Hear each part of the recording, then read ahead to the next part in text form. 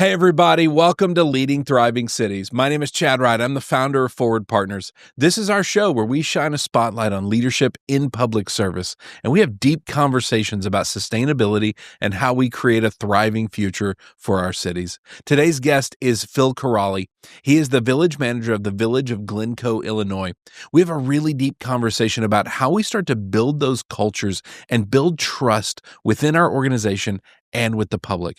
How do we make sure those silo walls are not growing up and our departments are able to really connect and communicate? And he's been there 12 years, so he has a lot of insight for somebody who has a lot of tenure in one city. And Phil comes from a family of public servants, and so he brings a history where he has always wanted to be in public service from the time he was in elementary school on. We have a great conversation about it. You're going to get a ton of value out of this. Thank you for joining us on Leading Thriving Cities.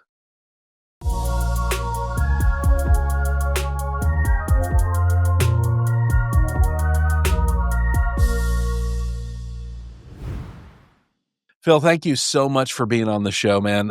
We deeply appreciate you. You're coming to us all the way from Glencoe. It's the Village of Glencoe. Is that the official name? That is the official name, incorporated 1869. You've got the history down. I do. Yes. Well, I'm excited for this. It helps because I'm excited for this. We celebrated our 150th anniversary back in 2019, and it was pretty much my entire life for a year and a half. So for a full year and a half. I have no choices but to recall 1869. It's printed on my arm. I'm sensing a little bit of PTSD somewhere in there. a little. Uh-huh. Well, I'm excited to have this conversation because you come from a family of public servants, which I think is very interesting, and you have been in your same city since 2013. That is a long tenure, and that's very rare in this business. And so I think you're going to have some good insight for us. The first question we always dive into is what's one thing you really wish people understood about public service and maybe even specifically about the role of a city manager? So I think especially the role of a city manager is the question of how complex it is. I've had conversations with so many of my colleagues over the years who have said, I feel like I have to justify who I am and what I do all day long to my community. I do not have that problem in Glencoe. I am grateful that our community and our board really understand kind of the magnitude of the job. But when you think about it, when you come out, do that 10,000 foot look, being a city manager is essentially managing individual corporation-sized departments, right? Whether you're talking about public works, police, fire, development, economic development, we are spending tens of hundreds of millions of dollars a year operating within these environments. And we have to do it in a way that they are all aligned, right? Even though they have individual missions, even though what they focus on may be different than their partners in a different part of the organization, it's the necessity of collaboration, of working in unison for the betterment of the community is foremost. And so the city manager's role is to ensure that all of these individual organizational components that are all budgeted and have significant resources attributed to them can actually get things done, right? Can actually accomplish the work that the community requires of them. And, I think it's one thing to do that with a singular focus area, to be a department director, but to have to see it from that whole vantage point is very complex. And then you add in the fact that we serve everyone. This is not a we like you, so we're only going to serve you. This is every Here's neighborhood. Our niche market. Yeah. Right. We don't have services that are only for some. We have services for all, whether it's a business community or our residents. We have elected officials. We have appointed boards and commissions that support that initiative. There are a lot of inputs that go into what city managers have to do every day. And I think sometimes that's taken for granted. Again, not in my community. Well, we really have this long tradition of understanding it. you're ultimately the conductor of a very complex orchestra. Yep. And it's fascinating because I think one of the number one problems we run into in cities is those silo problems. And part of that is because I think the different departments are actually in wildly different businesses. Like the police department is so different than public works. And so it's they're in these different businesses and they get in survival mode and the silo walls go up. Yeah. And what have y'all done to prevent that? As the conductor of this orchestra, how do you get them all playing the same song at the same time? You have to align around mission, right? At the end of the day, this is service driven work. It doesn't matter what your job is. It doesn't matter where your job is in the organizational structure. We have a responsibility. We have resources that have been entrusted to us that are finite, that are significant, and that are not ours. Right? We are just stewards of those resources. And I would say in my community, we have a tradition of real commitment to being service oriented, to being resident focused and resident first. Sometimes, almost to a fault, I joke a little bit that our mantra is that we're concierge level government here. We do what we can in almost every circumstance and situation. If you pick up the phone or you send us a note and you say, Village of Glencoe, can you help with this? Mhm. Most of the time, even if it's not ours to handle, we're still inserting ourselves into the process because at the end of the day, it is about the quality of life of these individuals. So I think when we look at it, and I would not say that we're perfect by any means, we still have our struggles like all communities and organizations do, where sometimes information doesn't make it to the individuals or Yep. the departments that it needs to, and then you have some struggles. But we do that is a heavy focus for us to ensure that we are communicating and understand kind of what Mm. everyone else is working through. Y'all have, you talked about it being service based, and that's easy to look at and say, okay, we owe service and we're responsible to our citizens whose resources we're stewarding. But there's also this responsibility of service to one another on the team. Ultimately, that's how you build that thriving team is we are of service to one another. Have y'all done a good job or what have you done that has kind of strengthened that idea and allowed y'all to serve across those different department lines? You bring up a really important point, and that is the organization is only going to be successful if it is supporting itself, right? That Yeah. as individuals, we're reaching out to one another and saying, "Hey, how can I help? How can I pick up the ball? Is there, oh, hey, this ball is coming towards your head. I'm going to reach in and try to grab it before it does." And that Mhm. is a constant effort. We've had a lot of organizational turnover in the last few years with retirements, long-term employees who carried Mm. with them a ton of information. Everybody's dealing with that, right? And that transition that takes place, it makes it somewhat harder because you don't have the same relationships. You don't have the same awareness of what one another is responsible for. And so that can give you a couple of steps backwards in the organizational support side of things. But it Yeah. is trying to break down those walls and to again, in the same way that we hope that our residents see us as humans, right? Not just as public servants, not just Yeah. as a city manager or police officer, but as an individual. We have to do that for one another in our organization too, right? I care about the fact that you just had a baby or your mom is dealing with a health scare or you've got three kids in college and it's stressful. Like those are real things that people are bringing with them to the office, to their work. And we have a responsibility to one another to say, I care about what you're going through. Maybe I won't see it always, but at least that I'm aware of the fact that it's more than the stress of your life is more than just the day to day grind of work. Yeah. It's funny where we're seeing a lot of burnout in public service is ultimately in places where they never have conversations about capacity. Yeah. And we tend to look at the staff capacity being, hey, here's our number of current full-time, employees that's our full capacity, but we're never there. A, we have spots open. B, people are going through marriages, divorces, having babies, sicknesses, caring for parents, all these different things that are robbing us of our potential capacity. And so I think in acknowledging that, we create a more sustainable path for them to say, okay, I know you only have 75% capacity right now. How can I serve you? Can I take something off your plate? Can I help? And if we're then when it's my turn in the barrel, hopefully somebody will do Yeah. that for me. Yeah. Have you seen that as you've had a lot of people transition out through retirements? Y'all have probably had to be far more intentional about kind of rebuilding some of that culture there. How have y'all kind of wrestled through that? Well, Chad, I think to answer that question, you have to kind of take a step back to the Great Recession, 08, 09, Mm, 2010. There was a real ratcheting up of this concept of more with less.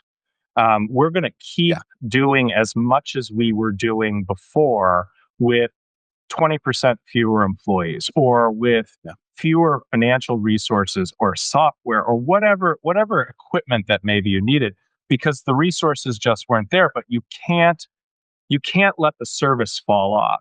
And for a while, that is something that people have the capacity to deal with, right? It's gonna be whatever it's gonna be, and we're gonna get through it. And then you get to 2020 and the pandemic happens, and we're in a zone of unknown every day. Who's going to deal with what? What new information are we going to receive that we're going to have to respond and react to? How are we supporting the community? Maybe some people are only working from home. Maybe some people are sick, and so they can't be in. And so, again, you kind of ratchet down again the available hands to do the work. And again, people there you can be resilient, you can get through it, you can do it Mhm. when you hope that there's an end. And I think where we have struggled as an organization, and I know many other organizations have struggled, is that we've ratcheted down over years the resources available to do the work. And the work has done nothing but ratchet up. And so And get more we're expensive. and get more expensive and more complex and more immediate and all of the things, right? It's we don't have the luxury of time that we once had.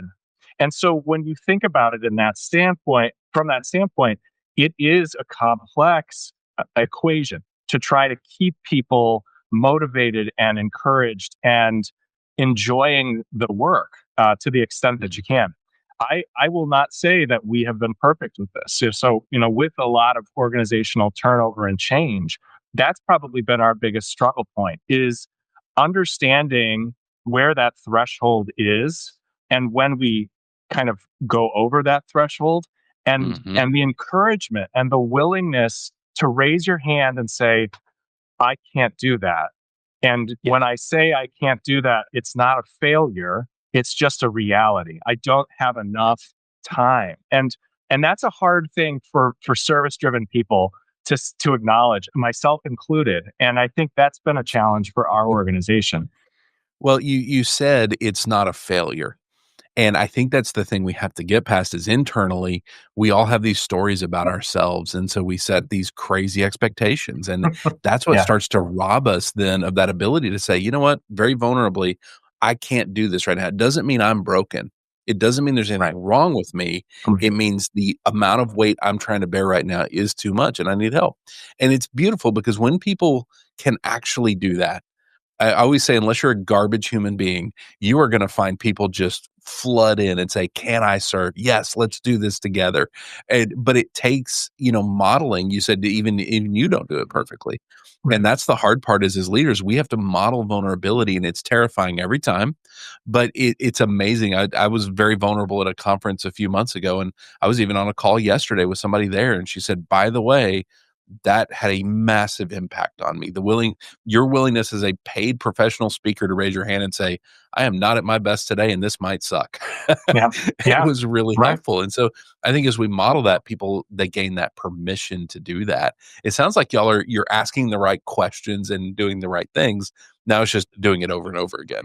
That's right. That's right. And again, I think your point is really great because the modeling is complicated. I think managers particularly say, we're going to carry this. We are going to we're going to be stiff upper lip. We are going to work through this. You're going to look at us and you're going to say, look at that person just plowing ahead. And I think that sometimes is my inclination. And it's so easy to plow ahead and turn around and realize nobody's behind you because they can't keep up. And it's not because you're so much better than they are. It's that they are trying to pick up everything along the way and carry it along with them to get to that finish line. I am immensely proud of the people that I work with every day because of their willingness to work in public service, right? It's not an easy space. But No. And it's I gotten a have lot to harder over the last few years too. yes, yes. And I have to remind myself that I sometimes have to take a pause, a strategic pause and a physical pause, and Mhm. sometimes even an emotional one to remind myself of the fact that I need them along with me. I have to walk at their pace. Yeah. Yeah, that is a really it takes a lot of self-awareness to spot when it's time for me to slow down. It's time for me to not run ahead, but to bring everybody along, and that's a really hard thing to navigate. One of the things you talked about was the ratcheting down of resources.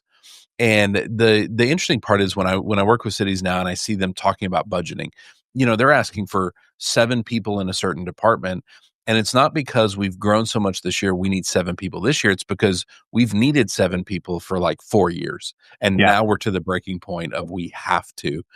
And I don't know that we'll necessarily have a solve for this, but I'm curious, are there ways that village and town councils can start to think to say, is it possible to start to catch up a little better and to prioritize that? Because that's where I see a never-ending loop that scares me a little bit, because I see how much of our public society is built on the backs of a lot of burned out people. And so is there a way to eventually get ahead resource wise where we're not constantly playing from behind? Because I think that's what it feels like. I think when there's a never-ending need for infrastructure investment, and there's a never-ending need for pension funding, and there's a never-ending need for these absolutes that we have as part of what we do. Yeah. The easiest place to dial things back is to say, well, we're just going to have to keep staffing at this level, or we're just going to have to keep doing all of these things because we couldn't possibly step back from them. I think what we all have a responsibility to do is to be more strategic, looking at strategic planning, being mindful and focused on what is a practical plan to get where we want to go as a community. What is it that we see as our future, and how are we going to align the resources that we have to make sure that we can achieve that? That takes time, and it is not easy work. This is inquisitive work. It is asking Yeah. questions of your community. It's asking questions of the people that work for you, that are doing the work, and saying, hey, are there things that you do every day that you're not sure why? And if so, what would happen if you stopped doing them? How do we, right? Like, how do we That's create? a terrifying question for most It's people in very, public service. same, right? Like I think about it, but we have a responsibility that when we look at the work that we're doing, to say, is this task in service to history, or is it in service to moving us forward? Are we just doing it because somebody did it for 25 Mhm. years and now it's just habit or routine or tradition, but we're not really sure why? We're not really sure what it gets us. Those are the kinds of questions that we all have to be comfortable asking ourselves without judgment. It isn't a statement of, you've been doing it wrong for 25 Yeah. years. And I think that's Yes. how it comes out. It Yeah, instead that's how has they to be experience it. Yes. absolutely right. And so we have the responsibility of saying, no, no, no. Nobody's saying you're doing it wrong, but we are saying maybe we could ease up on your workload if that became an automated process, or if that just fell off the list altogether because it's not serving any need anymore. Maybe Is it did at one time. I wanna call this out and make sure that people hear this, that you said something so brilliant there, that looking at the individual tasks or the way we're doing things and asking the simple question, "Is this in service of the past? or is this in service of moving us forward? And I would even phrase it as, is it in service of creating a better future? Yeah. And when you phrase it like that, again, it takes the negative judgment out of it. You can do it the way you've done it, but let's acknowledge that's in service of the past, and that's what we've hopefully as a team agreed. That's not what we want. We want to Right. create the future. That's far more exciting. I love that framework. That is so incredible. I don't know how else we accomplish things on a going forward basis. We're going to lean into things like AI. We're going to lean into technology. Technology solutions are helpful in a lot of ways. But Hmm. if you're wasting time, resources, and effort on something that you don't need to do, that's your Yeah, easiest way to gain back margin that you can apply toward whatever that strategic initiative or goal that the city council or town, or village board or town council wants to achieve, right? If we can find some available margin, it isn't just about adding bodies, it's about putting the bodies that we have to work in service of something else, something better, yeah. something that we aspire toward. We always talk about the idea that leaders, one of our primary jobs is to pull fear and shame out of the system, to make sure that our people are operating without those two things. And it's funny when you go to somebody and say, hey, we want to think about this new idea that would free up so much of your time. They don't hear the benefit of this will take up so much of my time. They hear the fear of, oh, are they eventually going to replace me? Like Yeah. if they take this, what are they going to take next? They also probably have the fear of, what if I suck at this? What if I don't do this well? What if I don't adapt very well, you know? And so as leaders, our role is to say, here's why you're safe. Like you're okay. We want to free you up to create the future, not just sit here in the past doing this over and over. And that probably helps that kind of put a little bit of a balm on that potential fear there. Cause I could see people reacting that way. Yeah. I react that way sometimes. I'll be Yeah. perfectly honest. My struggle that I've had for most of my career is kind of the second guessing, right? The Yeah. am I sure about this? Is this really the direction that I should be pushing?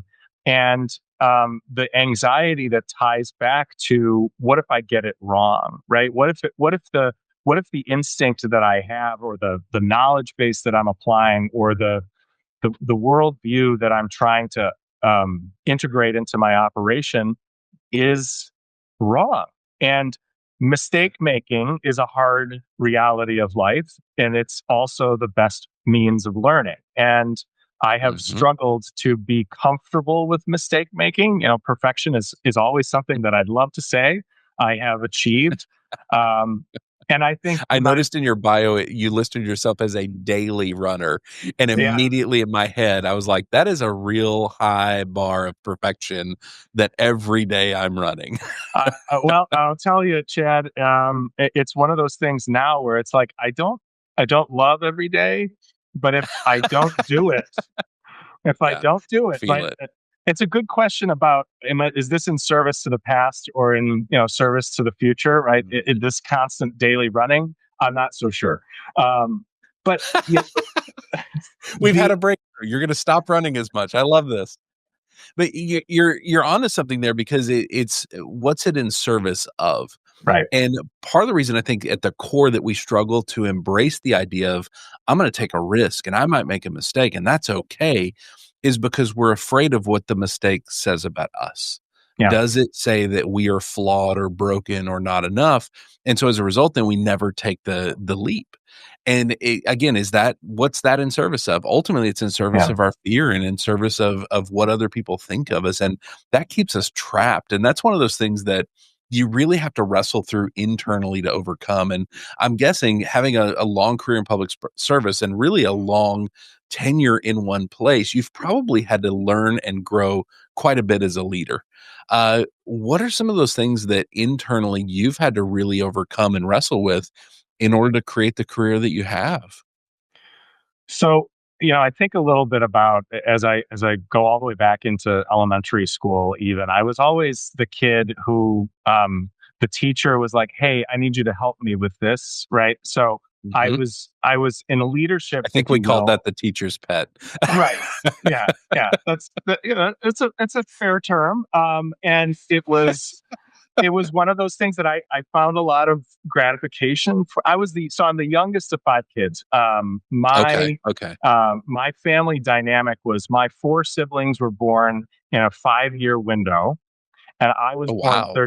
13 years later. So it's I had nieces and nephews who were closer in age to me Yeah. than my own siblings, right? And my family dynamic growing up, my parents were older by 20 years from all of my friends' parents, and I always was around adults, and so I kind of gravitated toward um, being adult like even as a child. And so Mhm. that was, Yeah. if somebody needed help, I was raising my hand. I wanted to be a part of whatever the planning structure was. I was doing that all through high school, all through college. I was finding myself in leadership roles.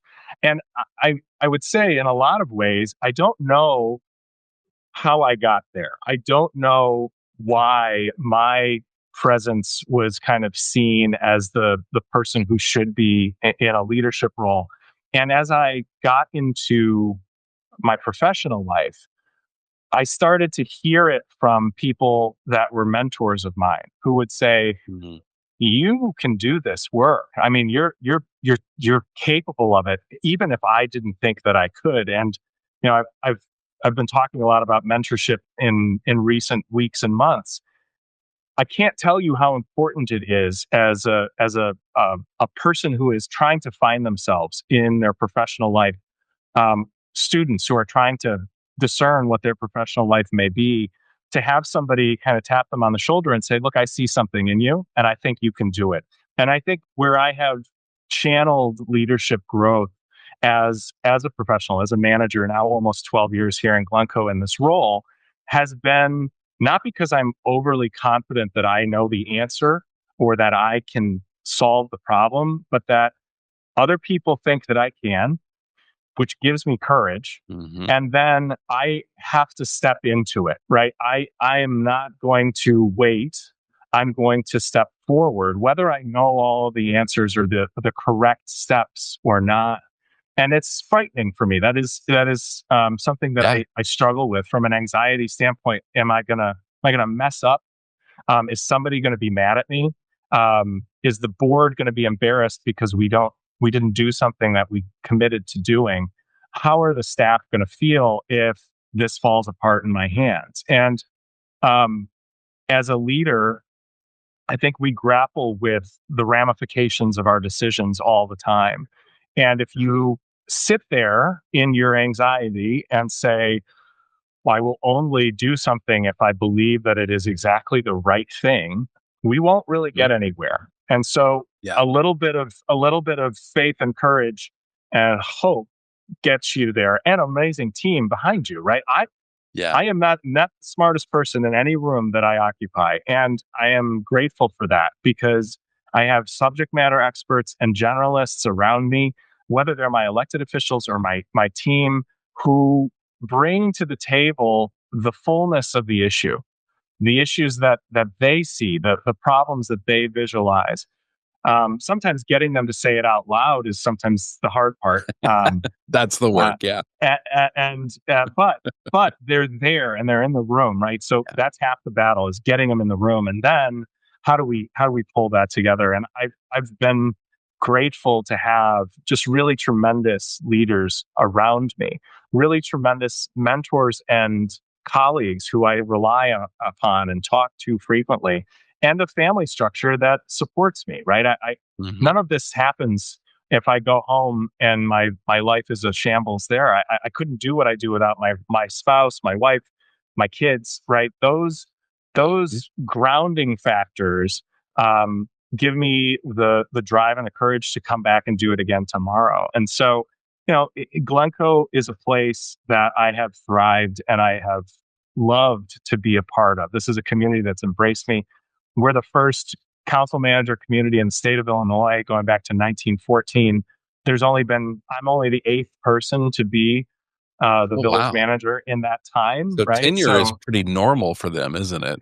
yeah, I mean, the first three had lengthy tenures, and then we had shorter tenures in the middle, and really the last Mm. three have been the longer of the tenures again. But it's it's a place where I feel as though they recognize, they being the board, the community, the importance of the work that we do as a Yeah. local government, and that I can comfortably do that work hand in hand with them. And that's my favorite part is the community factor of seeing our work in action, having people bring us their issues and their ideas and their Mhm. praise, and they do it right. It's a little bit of a Mayberry scenario sometimes when I describe it that way, but um, it it doesn't come from nothing. This is cultivated, right? It Yeah. comes That's from that's it right years. there.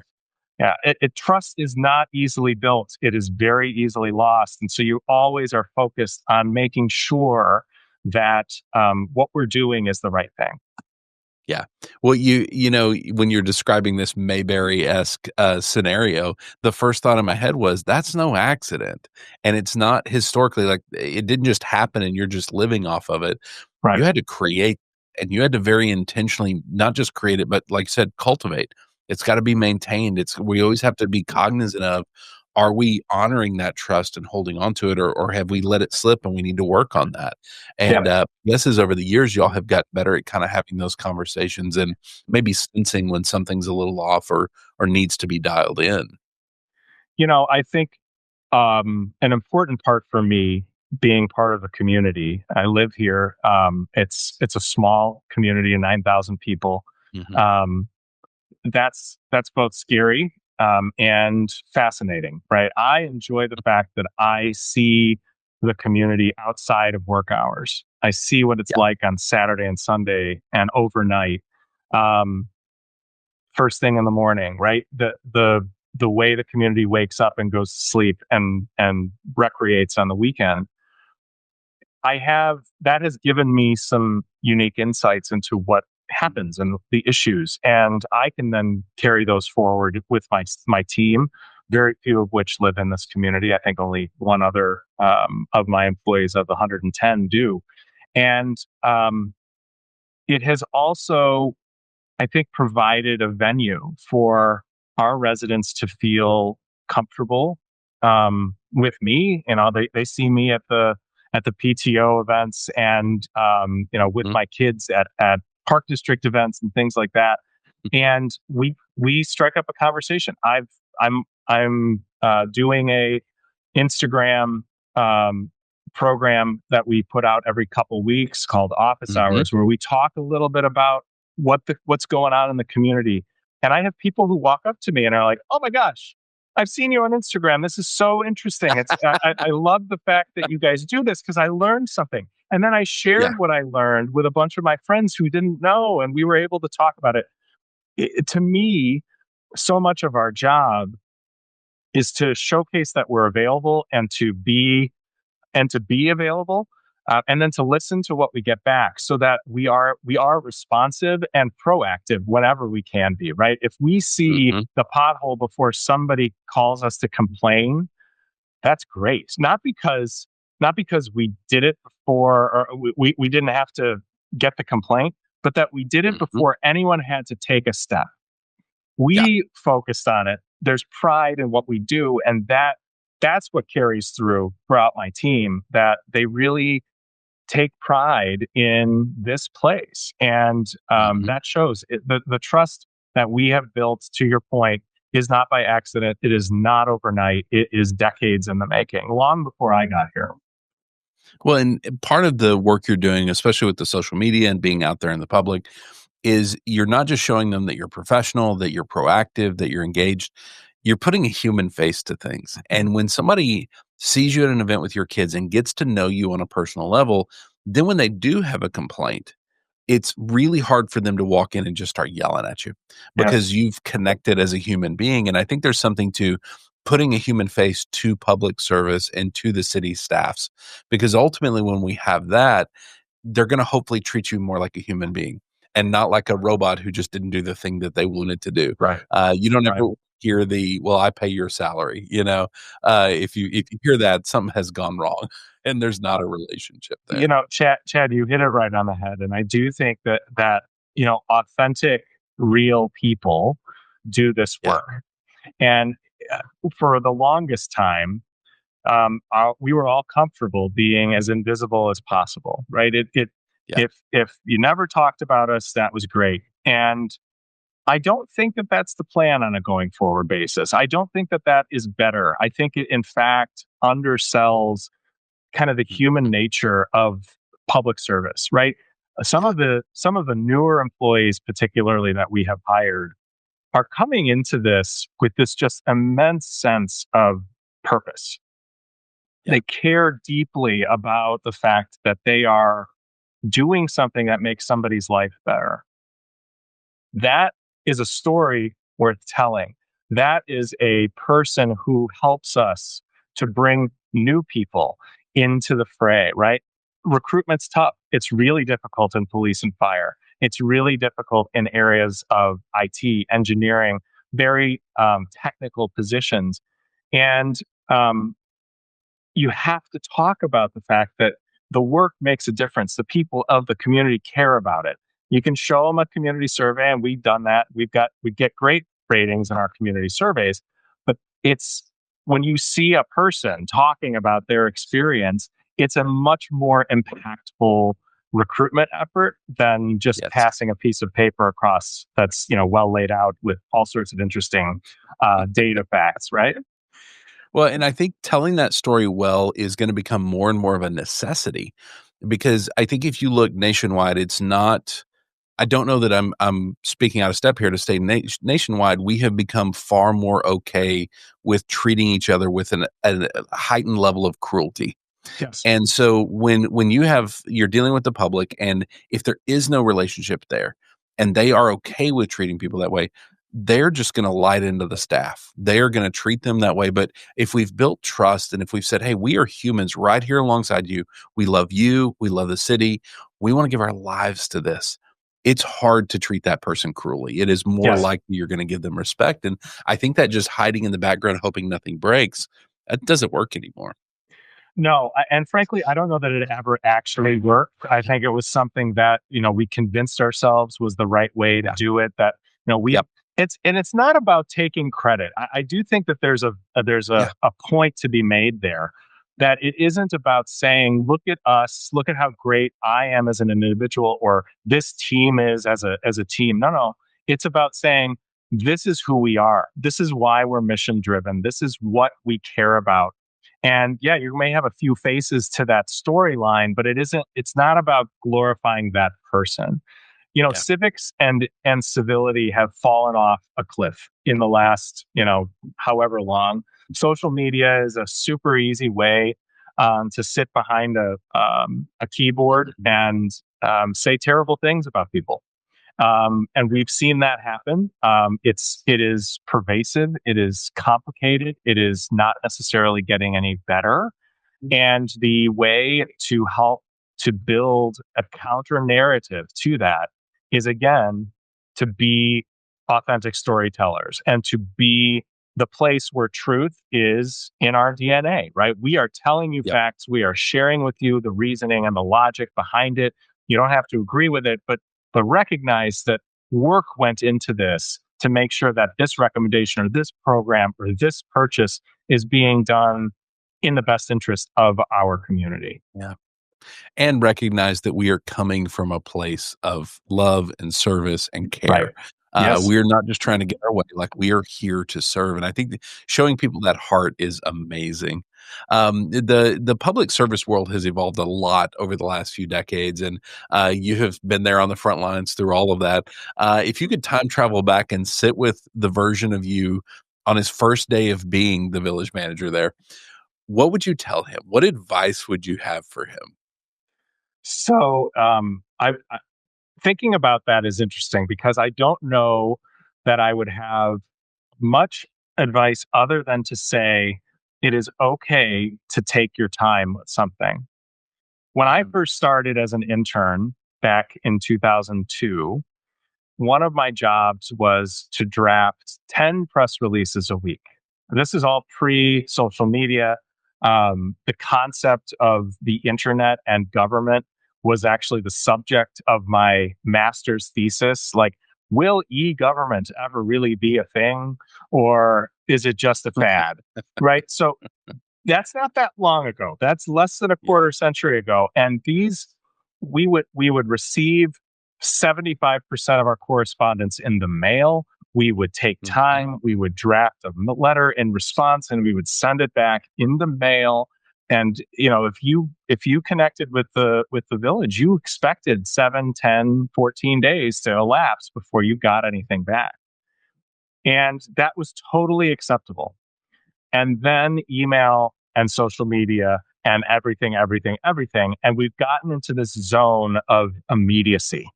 I have to Mhm. be on it. I have to check my email 24 hours a day. It's got to be the first thing I do in the morning, the last thing I do at night. And I've got to respond and I've got to get this to them and I've got to be. And what that has brought about, I've seen it in myself, I've seen it in others, emotional responses, not well thought through action plans, um, Yep. overreacting, and putting resources where they don't belong because somebody, a single body asked for that, rather than is that the right thing for the community? And I would say, and this is something that I'm seeking to practice, and I'm not always there, but taking the time to reflect upon what's being requested or asked, and to do the same thing organizationally. Like we have this, oh my gosh, this thing just happened. What are we going to do about it? What's the plan? I don't know. What's the plan? Let's talk about it. Let's find the path. Not everything has to be decided in a nanosecond. Not everything has to be responded to immediately. We do Yeah. need to give ourselves the grace to say, I need a moment with this.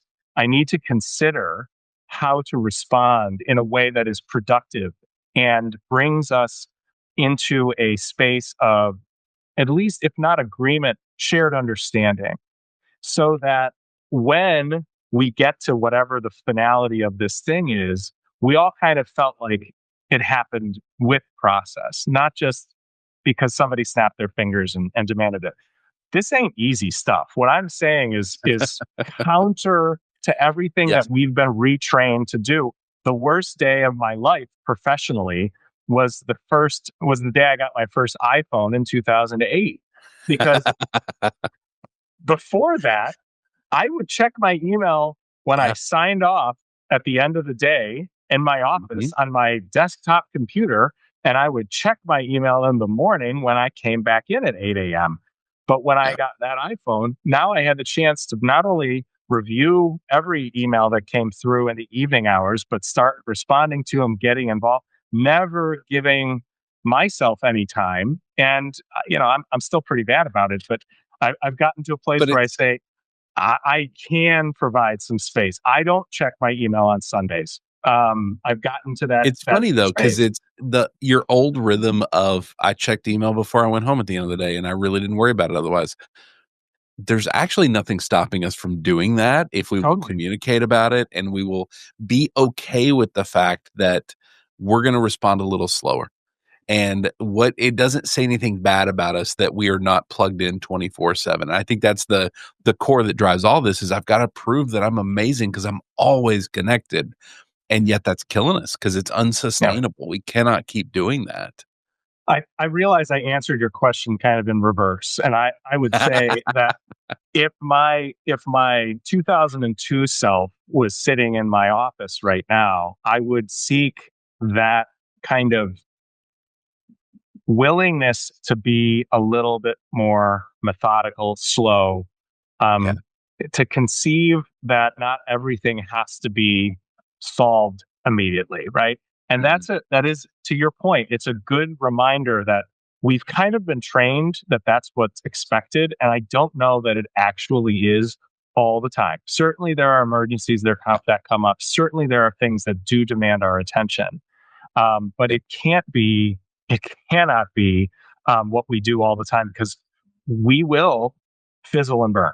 It Well, and it's I've seen it. we we have the emergency bucket of I have to be involved in this thing. And we've made that bucket huge. When we have put Yeah. infinite amounts of things in that bucket, and they don't need to be. The emergency bucket's actually incredibly small. And unless you've got a council that's like, I expect you to be connected 24/7, nobody's expecting that. And yet we put that expectation on ourselves because, again, it will make us look like we're doing great. And Yep. yet the unsustainable nature of it starts to reveal itself later down the road, and the damage Absolutely. that's done to our teams and our families. And you would also sit there, I think, with the younger version of yourself and say, hey, there's this really cool thing called an iPhone coming. Don't buy it. Just Right. pass, man. Right. It's not Right. going to help you. Let me ask you Absolutely. this because, in talking about how burnout happens within cities, especially based on the expectations we take on and what it says about us, one of the things we're trying to do is further this conversation about what cities need to rethink so that their people can thrive. Because if we're building all these parks and we've got these amazing, businesses coming in and economic Yep. development and growth, but our people are burned out and they leave every day hating work, that's Yep. a problem. So what do we need to rethink to enable them to thrive more into the future? So I think the employment experience overall is evolving. I think what I would say to that question is that we need to kind of re-recognize the relationship between employer and employee. It is not you come to work and do your job and we give you a paycheck and that is our relationship. Because if it Yeah. is, it is transactional and that is not how you grow organizations.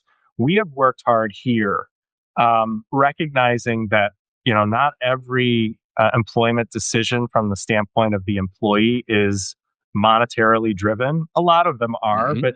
but Yep. people recognize and have needs for other aspects of their employment experience that aren't just their paycheck. So we put in place a few years ago a paid family leave program.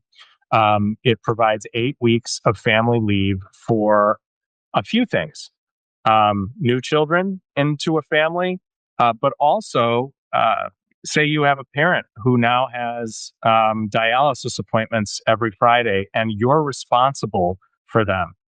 Well, Mhm. you can use that family leave time so that you can deal with that, right? You don't have to take Yeah. away from your own sick leave because maybe you're going to have your own problem that you need to respond to.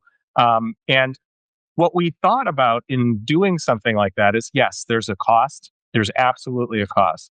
But these are reasons that people may not be here anyway, right? They have FMLA, they have the ability to tap into that. Maybe they're not going to get paid for that time, but they have the ability to take it. But if we're trying to cultivate them as part of our team, saying to them, yeah, take the time, but sorry, you can't get paid. Too bad. Makes them have to make a decision, right? Am I going to do that? Am I going to spend that time with my new child or am I going to spend that time with my parent? Um, and maybe you're not making the decision based off of the right thing. You're making the decision Mhm. based off of, is this a good employment decision on my part? And we wanted to look at things like that to say, look, you are a human. You have human needs that are going to extend outside of our boundaries, and we want to care for you in that environment. I think government agencies have steered away from those kinds of programs because a lot of Mhm. times the general public says, I don't get that, so neither should you. And Yeah. I recognize that that's a reality, and I recognize that the program that we have in place isn't something that every community can do. But there are things that communities can do that recognize that our employees have situations that they're going to need to deal with that maybe we can support them through. Maybe it's daycare assistance, maybe it's tuition assistance, maybe it's training programs. Um, Mhm. all of those kinds of things have to be part of our dialogue as employers. And going all the way back to the beginning of our conversation where we're talking about resource allocation, Mhm. yeah, it puts a dollar figure in the budget. But guess what also happens? If that person leaves, we're now having Yeah. lost productivity. We're recruiting for that position. Maybe that takes us 3 months, maybe more. You get Mhm. the person hired, They then have a lengthy training window where they have to get up to speed. All in, you lose a year of productivity out of a position. If it means that I am just providing them with some additional leave time that keeps them engaged, keeps them part of our team, and doesn't require that lengthy process in between, my goodness, is that dollar, are those dollars well spent? Yeah. And that's the justification I use with our community. And I think as governments look at, it's an example of things that we need to start looking at differently. As we look at the employment experience, we do have to find ways to make sure that we're supporting our teams in a dynamic environment that is harder, as you've said, as we've said today, Yeah. right? It's just Well, and less simple. those dollars, yes, they are on the budget, and yes, they do add up, but they every one of those dollars says we care about you as a human being. We're not just interested in your role. This is not just a transactional thing. We care about you. And it's funny how at our core as human beings, all of us, we just want to be loved and we want to feel supported. And that's what we're really after.